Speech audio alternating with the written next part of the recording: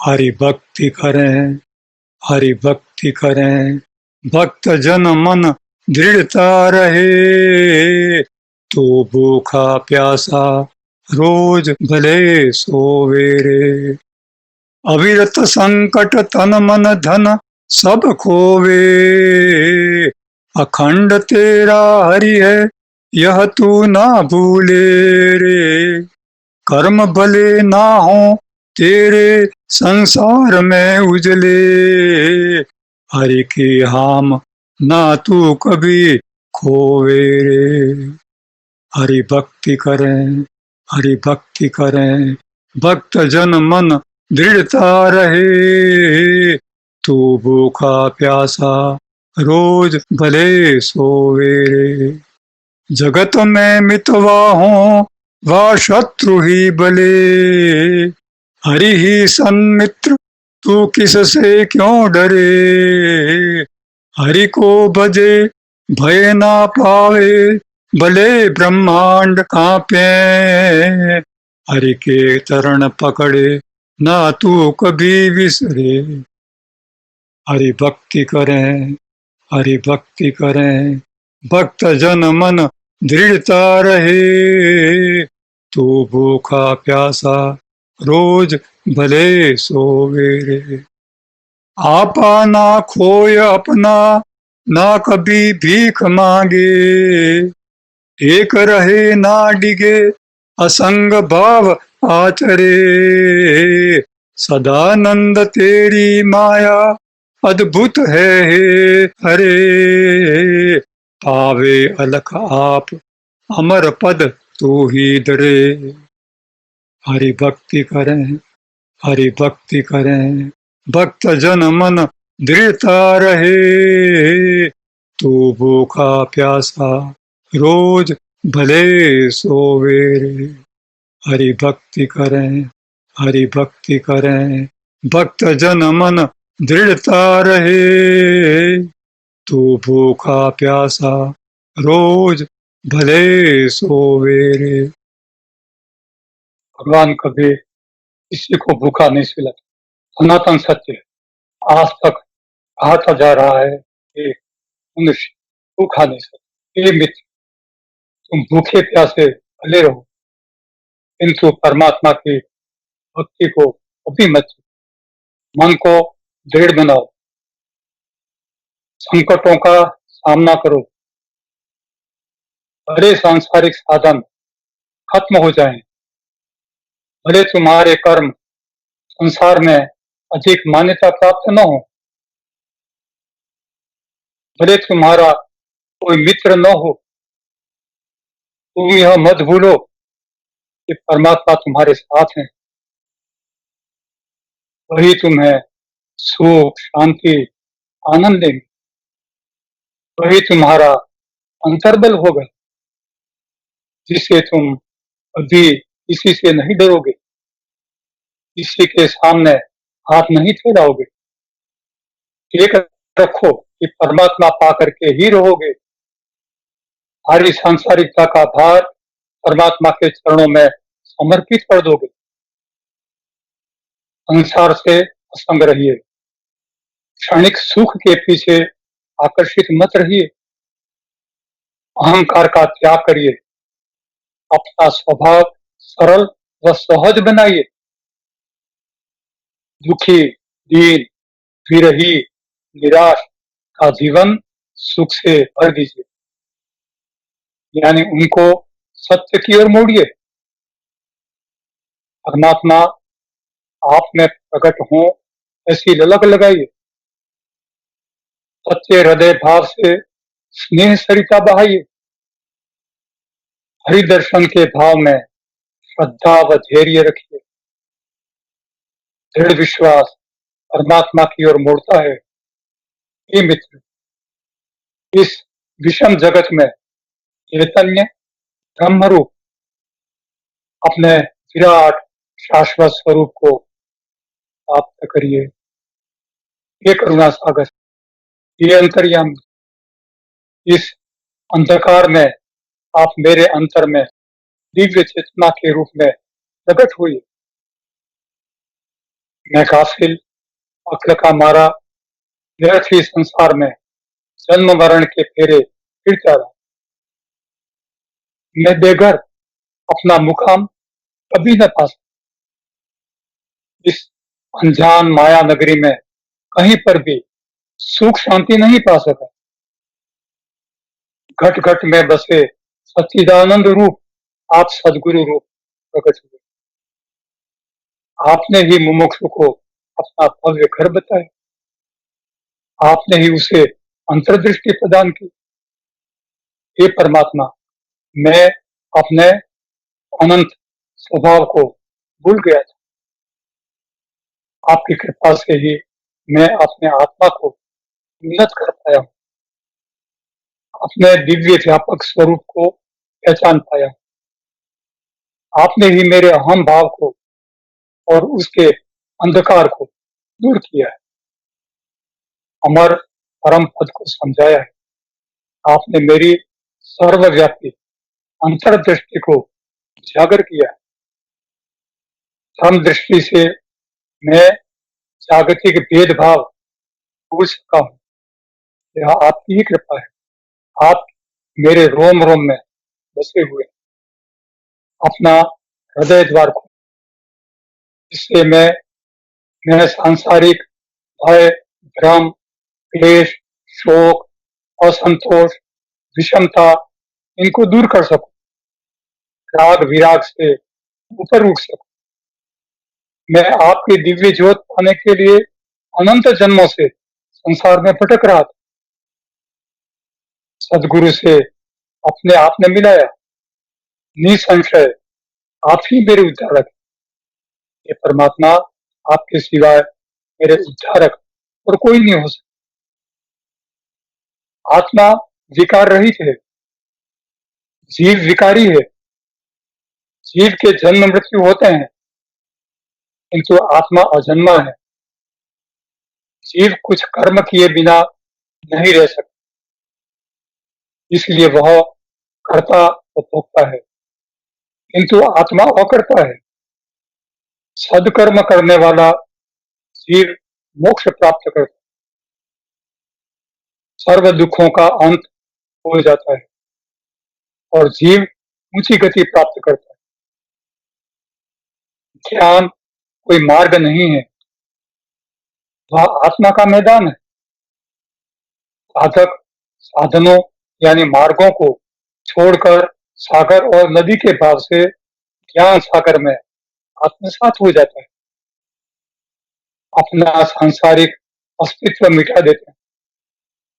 मनुष्य विषय राग में पड़ा पड़ा छटपटाता है, छूटने के लिए रोता है, गिड़गिड़ाता है, आने वाले सुख की व्यर्थ आशा की कल्पना में दुख भोग कर जीता रहता है।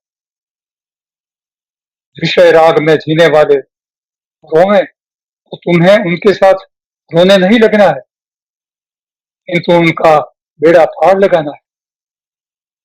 जो साधक सम्मान, अपमान, सुख दुख सब सहता रहे, उसका सारा संसार खत्म हो जाए, लेकिन जो सत्यपूर्ण समर्पित जीवन जीता है, वही परम पदार्थ पाने के लिए अपने परम ध्येय को प्राप्त कर सकता है। लोक लज्जा के कारण मिथ्या दुख को सहन नहीं करना चाहिए। आत्मा पर देह भाव की धूल चढ़ जाती है, तब उसे झाड़ पहुंच कर साफ करना पड़ता है, और वह सत्संग से ही संभव है।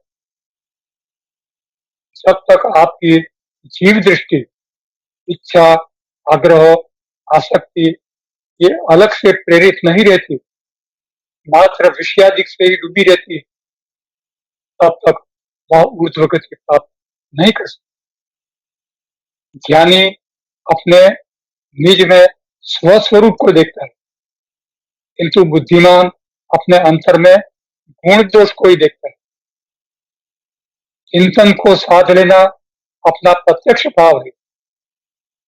जब तक सदगुरु नहीं मिलते, तब तक अपने आप ही नाम चिंतन करते रहना चाहिए। यदि आपने सत्य का सानिध्य छोड़ दिया है, तो आपको दुख ही प्राप्त होगा। जब तक आप सत्य संग को नहीं समझते, तब तक आप अपने अंतर में परमात्मा को कैसे प्राप्त कर सकते? बुद्धि अनुभव से जुड़ जाती है, वह भक्त होने का प्रमाण है। किंतु यदि अनुभव ही बुद्धि से जुड़ जाता है, तो वह परमात्मा ही समझो। भाग्य पढ़कर आप जान सकते हैं कि सारा संसार दुखी है। सांसारिक दुख में उसका सारा असार भाव भस्मीभूत हो जाता है। इस जलती हुई ज्वाला रूपी सांसारिकता में परमात्मा की कृपा और शरण पाना आवश्यक। सदगुरु के सानिध्य में अपार सुख, शांति और आनंद प्राप्त होता है। सदगुरु के सानिध्य में साधक सांसारिकता और भेदभाव भूल जाता है। यही सुख सागर है। इसी को हम सुख सागर कहते हैं। निर्भयता को कभी मत टालिए। उसे स्वाभाविक ही समझिए। दुख से कभी भागना नहीं चाहिए। यह जागृत अवस्था की झांक है। सत्संग हमारे जीवन में एक रूप हो जाना चाहिए। जीवन और सत्य संग दो अलग अलग नहीं होने चाहिए। हमारा जीवन ही सत्संग है। सत्संग ही हमारा जीवन है। निरंतर उसका सेवन करते रहना हमारे लिए अभिप्रेत है। हमें सभान अवस्था में सहजता, सरलता व पवित्रता को धारण करना चाहिए। माया स्वाद की लालच कभी नहीं जाती। इसे चखने पर तृष्णा और बढ़ जाती है, और चख कर इसे छोड़ देने पर माया मर जाती है। जीव ही मुक्तावस्था में यदि सदगुरु मिल जाते हैं, तो वह बोध पाकर अनेक शुभ कार्य करता है और ऊंची गति को प्राप्त करता है। मुक्ति प्राप्त करने के बाद कोई दुख नहीं रहता। वह ऊंची गति प्राप्त करके सत्पुरुष बन जाता है। हमारे हृदय की स्पंदन में, उसकी गुंजन में और एक एक नस में सदगुरु में बसे हुए होने चाहिए। सदगुरु ही बसे हुए होने चाहिए। एक एक नस सदगुरु ही बसे होने चाहिए। अखंड, आठों प्रहर, 24 घंटे, एक एक क्षण सदगुरु ही हमारे अंतर्भाव में होने चाहिए। वह कोटि कोटि में कोई भाग्यशाली होता, कोई सुख दुख की कल्पना न करे, भाग्य में लिखा हुआ ही होता है। जो ऐसी व्यर्थ कल्पना करता है या शंका रखता है, वह कभी भी आत्मस्थित नहीं हो सकता। आपको कोई महान कहे या कोई आपको भगवान कहे, आपको किसी प्रकार की अतृप्ति नहीं है, तो आप सत्यवान ही हैं। आपका किसी नाम की आवश्यकता नहीं होती। आपको कोई नाम नहीं चाहिए। कामधेनु, कल्पवृक्ष और पारसमणि के हे मित्र, तुम्हारे ही सदगुरु रूप तुम ही हो, और मनुष्य रूप भी तुम ही हो। सदगुरु अकर्ता बन जाते हैं। आत्म तत्व के प्रकाशित होने पर काल, कर्म व माया में छिपे रहते, किंतु आत्म प्रकाश छिपा नहीं रहता। जहाँ जीव भाव व बुद्धि भाव लुप्त हो जाते हैं, आत्म भाव ही जहाँ होता है, वही अनुभव। आध्यात्मिक जीवन दूर से ही सरल लगता है। आचरण करने पर वह बहुत कठिन मालूम होता है। इसलिए आप अपने आप को जानिए। जो परमात्मा के अति भाव में डिगा रहता है, उसे पहचानना, पढ़ना कठिन होता है, और जानने का यत्न करने से फिर वो भाव नहीं रहता। जो भीग कर भाव से तृप्त हो जाता है, वह अनिर्वचनीय हो जाता है। वह शब्दों में अभिव्यक्त नहीं किया जा सकता। जगत के मिथ्या भाव को जानने के लिए मान, अपमान, सुख, दुख इनको सहन करना पड़े तो करिए। आप चिंता मत करिए, परमात्मा ही आपका भरण पोषण करेगा। लेकिन जीवन के सत्य को पहचानिए।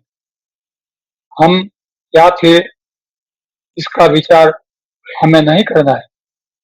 क्या है और क्या होंगे इसका विचार भी नहीं करना है। आप काल से और अकाल हैं। अब आपको जन्म मृत्यु से और हो जाना चाहिए। अब आपकी सांसारिकता पहचान नहीं रही। सांसारिक पहचान अब आपकी नहीं हो सकती। आप आध्यात्मिक हैं। आध्यात्मिक पहचान आपकी होनी चाहिए। सांसारिक पहचान नहीं होनी चाहिए। पतन और मुक्ति मनुष्य के हाथ में नहीं है। प्रसिद्धि आने पर वह संयम व नियम छोड़ देता है। जगत में आपका शत्रु कोई नहीं है। मन ही बड़ा शत्रु है। मन को पर्वत की तरह अड़ग बनाइए। निराधार मत डूब जाइए। भक्ति, ज्ञान और वैराग्य तीनों परिपूर्ण होने पर ही आत्मज्ञान का अनुभव होता है। इन तीन में से यदि कोई भी परिपूर्ण नहीं है, तब तक हमें आत्मानुभव नहीं हो सकता। धन का भाग सब मांगेंगे, किंतु पाप का भागी कोई बनना नहीं चाहता। सुख चार प्रकार के हैं: शरीर, इंद्रिय, चेतन और आत्म सुख। संसार शरीर व इंद्रिय सुख का अनुभव करता है। चेतन व आत्मानंद का अनुभव उसे नहीं हो सकता। यह आध्यात्मिक है। विलासी लोगों के संग से दूर रहिए। हमेशा सत्य के संग में रहिए। लक्ष्मी, धन दौलत का उपयोग करने पर जीव अधिक से अधिक उसमें आसक्त होना चाहता है, अपना अधिकार प्राप्त करना चाहता है, उसका उपभोग करना चाहता है, लेकिन उसे ऐसा नहीं करना चाहिए। संयोग और वियोग में एक जैसा आनंद होना चाहिए। संयोग में अधिक और वियोग में अनानंद नहीं होना चाहिए। मनुष्य ज्ञान और विवेक से संसार रूपी कुएं का उपयोग करे तो तृष्णा शांत हो जाती है, और विवेक ज्ञान भूल जाए तो वह उसमें डूब मरता है। आध्यात्मिकों को जंगल में तप भक्ति करते हुए जो सिद्धि मिलती है, वही सिद्धि स्त्रियों को घर में सेवा व नाम चिंतन में मिल जाती है। यह एक अद्भुत चीज है। परमात्मा की अद्भुत भेंट है। बहनों बेटियों को इस तरह का चिंतन करते रहना और सेवा करते रहना परिवार की, ये अध्यात्म की ओर से उनको भेंट है। सदगुरु की तरफ से उनको भेंट। बहुत अच्छी बात है। इसे आसानी से साधा जा सकता। अनंत, पेज नंबर 390। भंवर फंसा तू नाव में, आप बचा मत नाव। हे मित्र, आप भंवर में फंसे हुए हो। आपकी नाव भंवर में फंसी हुई है। भंवर से बाहर नहीं निकल रही, डूबने को तैयार है, तो आप बचाओ। लेकिन यदि नहीं बचा सकते तो आप नाव को भले डूबने दीजिए, आपको नहीं डूबना है। आप हैं तो संसार है, आप हैं तो अध्यात्म है, आप हैं तो सर्व सर्व है, आप नहीं हैं तो कुछ नहीं है।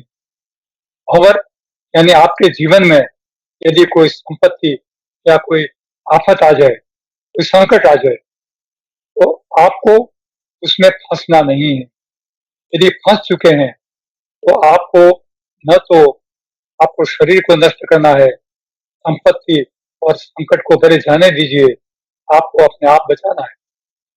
अपने आप को बचाना आपके लिए अत्यंत जरूरी है। इसीलिए नाव को डूबने दीजिए, स्वयं बच जाइए। प्रेम प्रेम तो क्या करे, हरिहर से कर प्रेम, प्रीत करे निर्वासना, आवे हरि से क्षेम। प्रेम यहाँ अनासक्त प्रेम मात्र एक भाव से है। भाव रखिए, परमात्मा से रखिए। मनुष्य से आसक्ति होना यह डूबने के बराबर। परमात्मा से भाव रखिए, परमात्मा से प्रीत करिए, परमात्मा आपका योगक्षेम का वहन करते हैं। जो तू दुर्संग छोड़ दे, करे आप इकरार।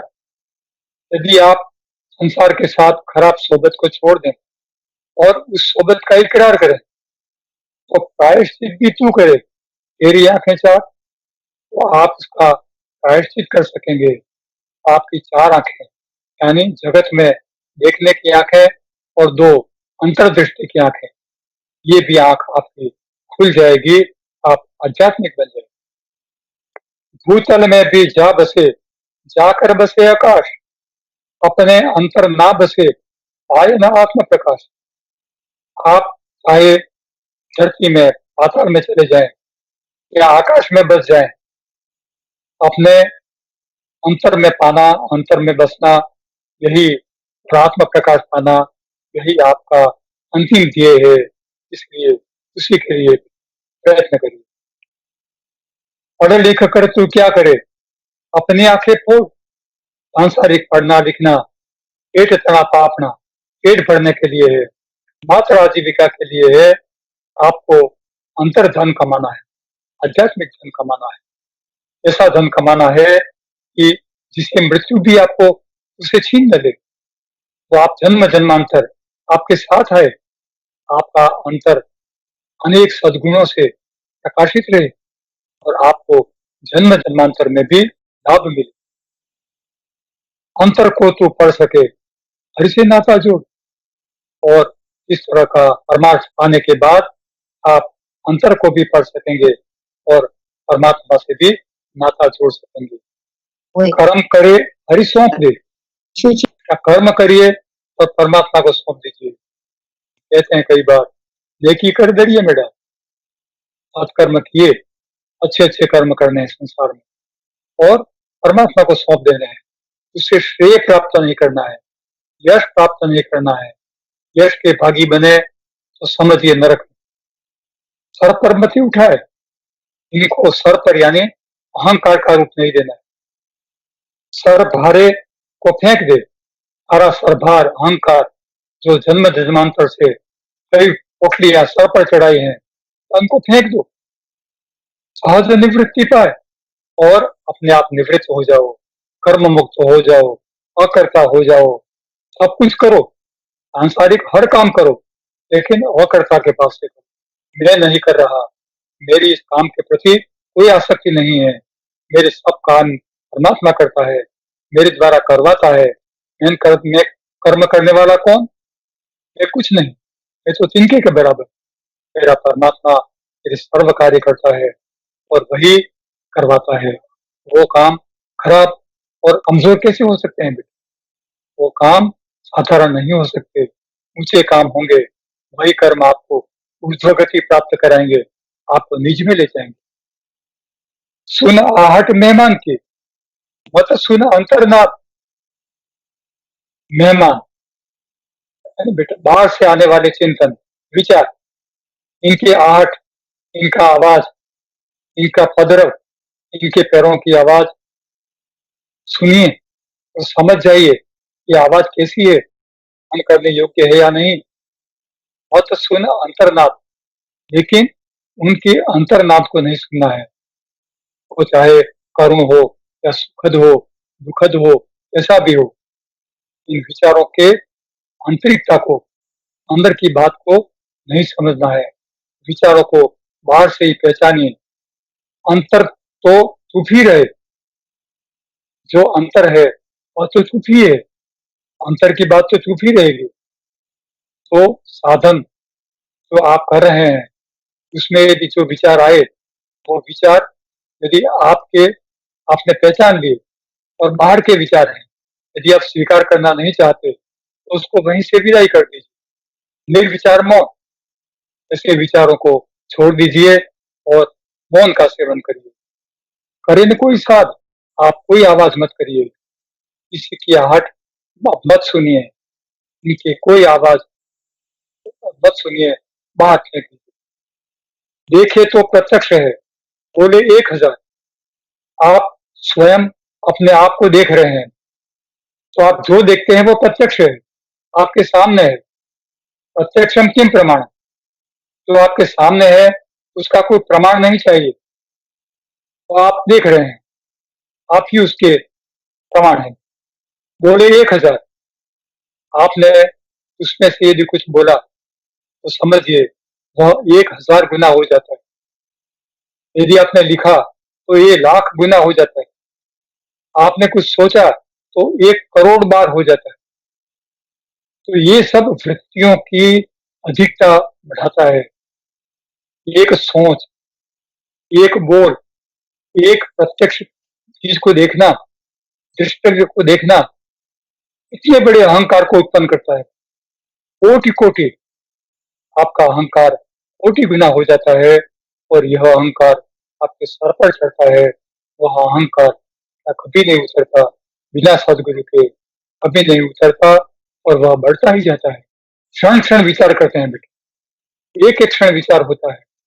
वह विचार आपको नहीं करना है। विचारों पर लगाम करिए, अंतर विचार आप पहचानिए।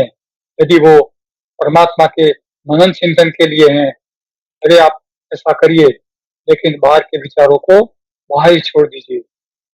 गुप्त रहा मैं आज तक, कोई न बोला शब्द, मैं आज तक कुछ भी नहीं बोला, गुप्त ही रहा। मुझे बोलना अच्छा नहीं लगता, मैं किसी से क्यों बोलूं, क्या बोलूं? चाहूंगा मैं बोलना, निर्गुण एक अशब्द। यदि मैं बोलना चाहूंगा भी तो क्या बोलूंगा? निर्गुण। निर्गुण, संसार के उस पार की चीज, संसार के उस पार का शब्द। और वह कैसा शब्द? एक अशब्द। बेटा एक अशब्द, शब्द नहीं, अशब्द। वाणी की जहां गति नहीं, वह सदगुरु का देश। वाणी की जहां गति नहीं, वह सदगुरु का देश।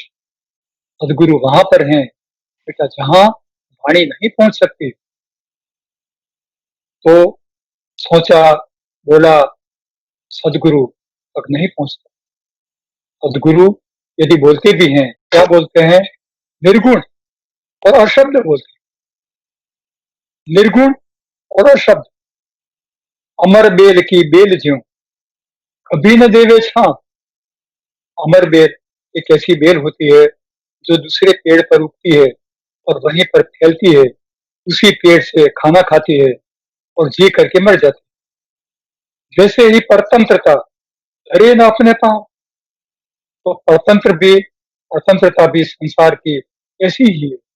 वो दूसरों के बलबूते पर बड़ी होती है, उन्हीं पर वो आधारित है, उन्हीं से जीती है, उन्हीं का खाती है, पीती है और उन्हीं में समा जाती है। तो ऐसी पराधीनता हमें कभी नहीं रखनी है। हमें खुद श्रम करके कमाना है, खुद खाना है। हमें कभी किसी से मांगना नहीं है। हमें स्वबल को उजागर करना है, हमें आत्मबल को उजागर करना है। हमें क्षण क्षण अपने आप को उजागर करना है। साधन से साधन करे, करे ढेर के ढेर।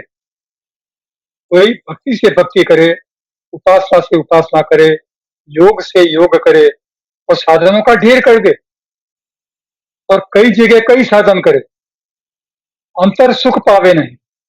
बेटा इससे आपको कोई सुख नहीं मिलता। ऐसे हर जगह से पकड़े हुए अलग अलग सुख, किसी ने कहा ये करो, किसी ने कहा वो करो, किसी ने कहा ये छोड़ दो, किसी ने कहा वो गलत है, किसी ने कहा वो सही है। ऐसा मत करिए। यह सब आपके अंतर को सुख नहीं देता, आपको यह बाहर छोड़ देता है और अंतर्गति नहीं कराता, नुकसान ही करता है। मैं को दे बैठे और मैं यानी अहंकार को बुलाता है। इससे आपको अहंकार ही बढ़ता है। वो जानता है कि मैं इतने कर्म करता हूँ, इतनी साधनाएँ करता हूँ, इतना तप करता हूँ, ये सब अहंकार उसका कर्ता भाव बन जाता है, भोक्ता भाव बन जाता है और उसके सर चढ़ता है अहंकार बन करके, तो वो कभी टेर नहीं जाता संसार से, संसार के अहंकार में वो डूब जाता है। उस जन को मत तुम पूजिए, उस जन को तुम पूजिए, ये जिसमें पहचान उस मनुष्य की बलिहारी है, उस मनुष्य की बलिहारी है, उसको धन्यवाद है, उसको पूजिए। पूजना यानी उनको अंतर से उनके प्रति आभार प्रकट करना। ये जिसमें पहचान, जिसमें आप जिस संसार में बेटा खो गए थे, आपको एक पहचान दी है। आप कौन हैं, कहाँ से आए, आप क्या हैं, आपको समझाया, आपको अंतर में उतारा, आपको अंतर की भेंट की और आपको आपकी पहचान बताई।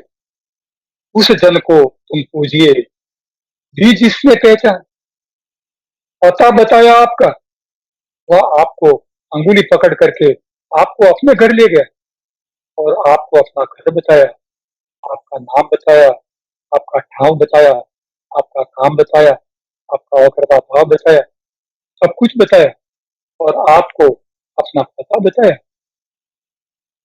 इस कहना है हरिबान, उसने आपको परमात्मा बना दिया। हरिबान, परमात्मा के वस्त्र होते नहीं है, लेकिन आपको परमात्मा मय बनाया।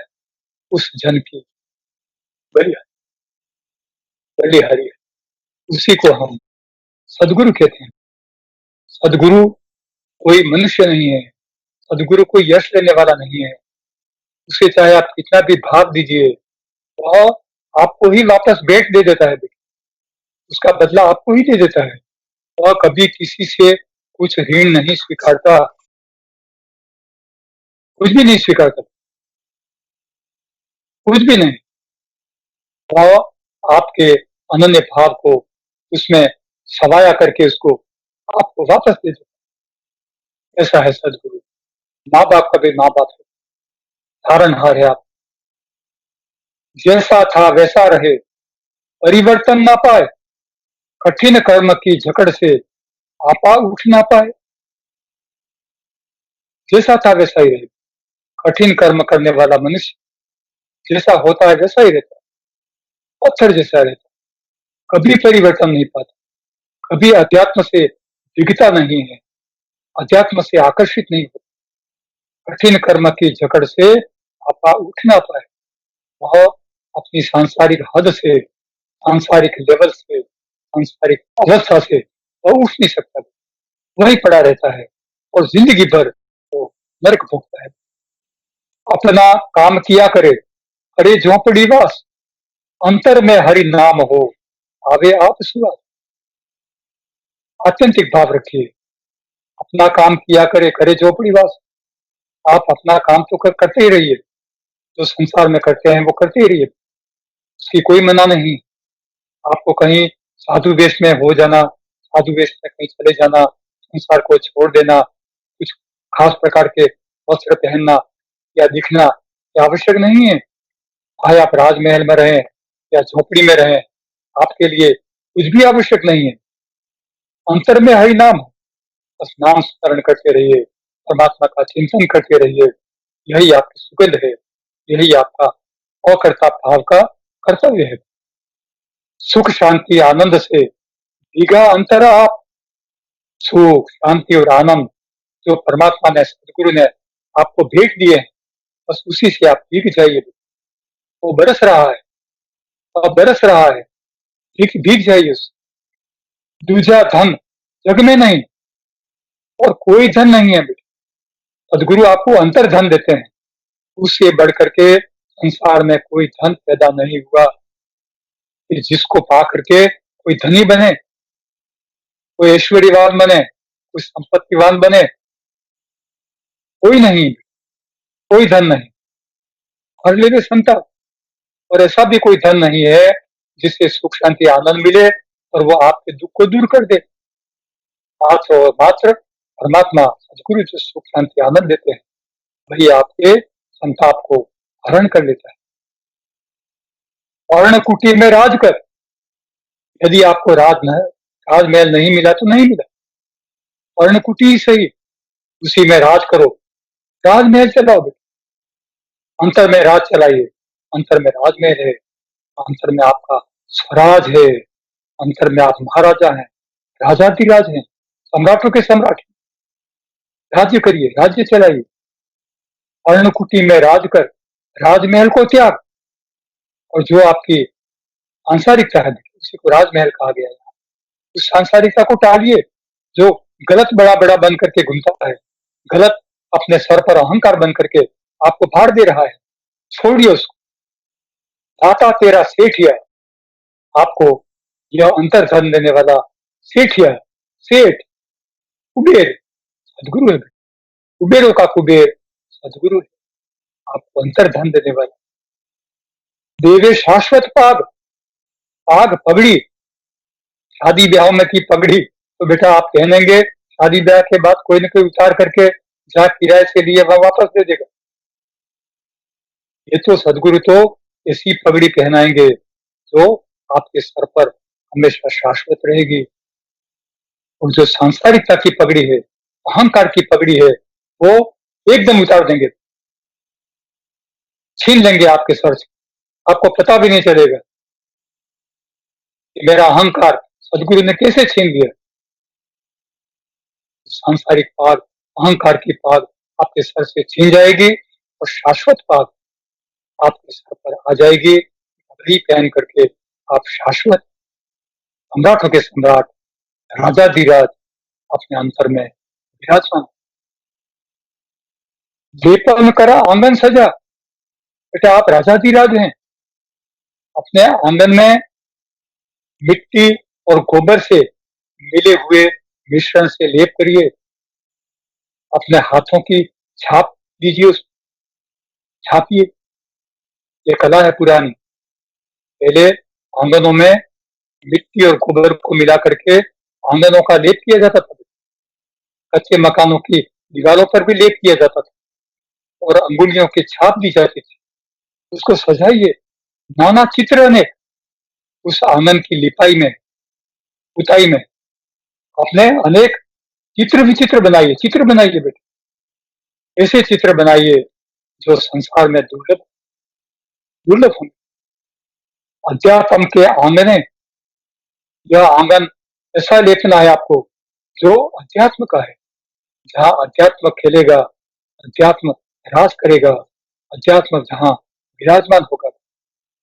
वैभव पावे एक, उसका वैभव तो बेटा देखा ही करिए, देखा ही करिए।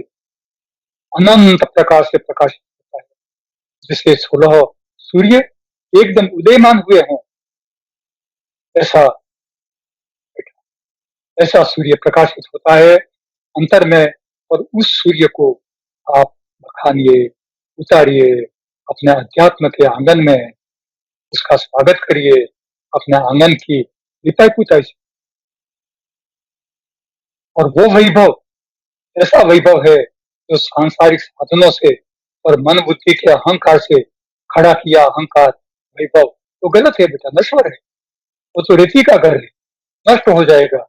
लेकिन आध्यात्मिक वैभव कभी नष्ट नहीं होगा और बढ़ेगा। मन की माया ना मिटे, मन ही खुद मिट जाए। ये कठिन बात है कि मन की माया, जब तक आप उसको खाना देंगे, मायावी चीज उसको खिलाएंगे, उसको देंगे, बताएंगे, तब तक वो मरेगा नहीं, वह और बढ़ेगा।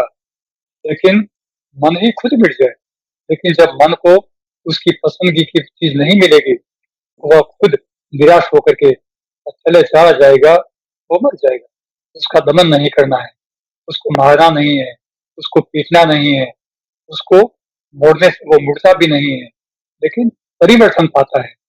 उसको जब परमात्मा के दिव्य गुणों का पता चलता है कि अरे मैं इतना पामर क्यों हूँ, परमात्मा के दिव्य गुणों को मैं अंगीकृत क्यों नहीं कर सकता। जब उसमें ऐसी धाक जमती है, एक साख जमती है, उसमें एक उसको आघात लगता है, तब वो परमात्मा की ओर झुकता है, सदगुरु की खोज करता है, सदगुरु की शरण पाता है और आध्यात्मिक यात्रा शुरू करता है। बिन मारे वह ना मरे, मरे तो अमृत पाए। यदि बिना मारे ये मन नहीं मरता, जैसा अभी कहा गया, सदगुरु ही उसको मारते हैं, और जब वो मर जाता है तो समझिए वो अजर अमर हो जाता है, उसी को कहते हैं उसने अमृत पा लिया। बस आज इतना ही। परमात्मा हमेशा आपके साथ है, आपके साथ जुड़ा हुआ है।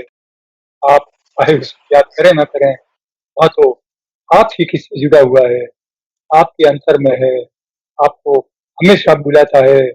आप उसको बुलाइए, न बुलाइए, याद करिए, न करिए, आपके अंतर में, आपके आपके आपके इसी तरह अध्यात्म में बस टीके रहिए, टीके रहिए। परमात्मा हमेशा आपके साथ, हमेशा।